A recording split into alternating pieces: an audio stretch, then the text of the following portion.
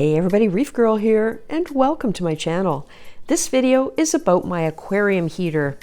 It's not your average aquarium heater. Let me show you. If you've been keeping any kind of an aquarium for any length of time, you'll probably have learned by now that it's a given that standard types of aquarium heaters will fail. Hopefully you didn't learn that by experience. It's generally felt that it isn't a matter of if, but when. And I know of many reef keepers who swap theirs out annually whether they need it or not. Having a basement sump on my new build means I can use a different kind of heating system. I saw this idea a few years ago. Alex G's Aquariums and Blue Carbon Reefing both use this type of setup for their large systems.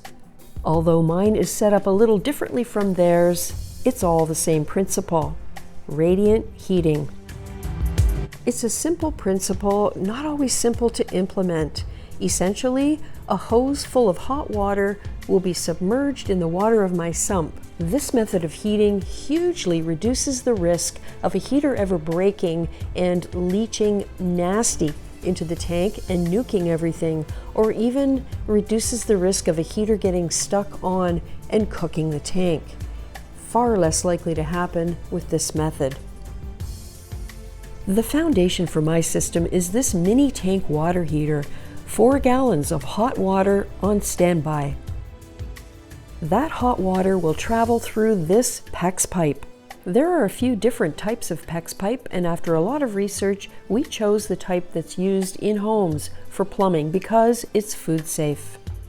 First step was to clean this pipe to remove any manufacturing oils that might be on there, because it would end up being submerged in the tank water.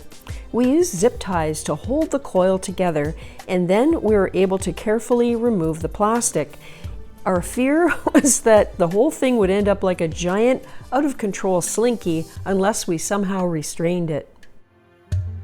To clean it, we put it in the bathtub in a solution of really hot water and citric acid. While the water was hot, I used a nylon scrub brush to scrub each and every coil. We made sure to keep the ends up and out of the water so none of the solution could get inside. We left it overnight, drained the water out, dried it as best we could, and we were ready for the next step. We had to extract 25 feet of each end of the coil, because this was the part that was going to be fed up from the sump tank to the ceiling, across the room, and go down to the heater. So this is the stuff that was going to be out of the water. Doing it this way allowed us to avoid cutting the pipe, which meant we didn't have to insert any kind of fittings, and thus we weren't risking any kind of leakage. We decided to change the shape of the part of the coil that would be underwater so that the loops wouldn't be quite so close together, because we thought this might be a little more efficient. So my husband set up these blocks, and this is kind of a, I don't know if you'd call it a jig of some sort, but anyway, we wrapped the hose around it and turned it into an oval shape that was roughly the dimensions of the inside of the stock tank. We were careful to maintain the 25-foot coils at each end. Here's what that looked like after we were finished. We still had some work to do to change the shape of this thing.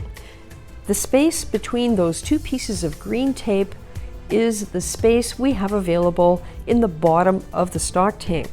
So we have to somehow squeeze this oval together so that it fits in there and goes as close to the bottom as we can get it. Thank goodness for zip ties. First thing was to join the coils together loosely so they couldn't go anywhere. Then we joined 3 longer zip ties together and wrapped them around the outsides of the coils and pushed and squeezed, and finally got them to fit within the area of those 2 pieces of green tape. There was a lot of tension on these things, so just to be on the safe side, we added a second one. Job done. Ta-da! It was pretty much a perfect fit. We decided to get a plumber to do the next part of the job because it involved installing a circulating pump, and we wanted to be sure this pipe was run exactly where it needed to run and how it needed to run, and also that it was properly secured. It did take a little bit of explaining to get the plumber to understand what it was we were trying to accomplish, but he did an amazing job, even if he wasn't quite sure what was going to happen with all of this. And look at this beautiful installation of a Grundfos circulating pump. This will be turned on and off by an Inkbird. The water will travel from the water heater in a closed loop through all of the pipes driven by this pump. One good thing about having this as a closed loop operating on a water heater with heating elements is that because we aren't introducing new water, calcification and lime deposits on the heating element will be minimal. It'll be confined to whatever is in the original water that was put in here, roughly 5 gallons. One other point worth mentioning is that the water that enters this heater through the closed loop is much warmer than normal tap water.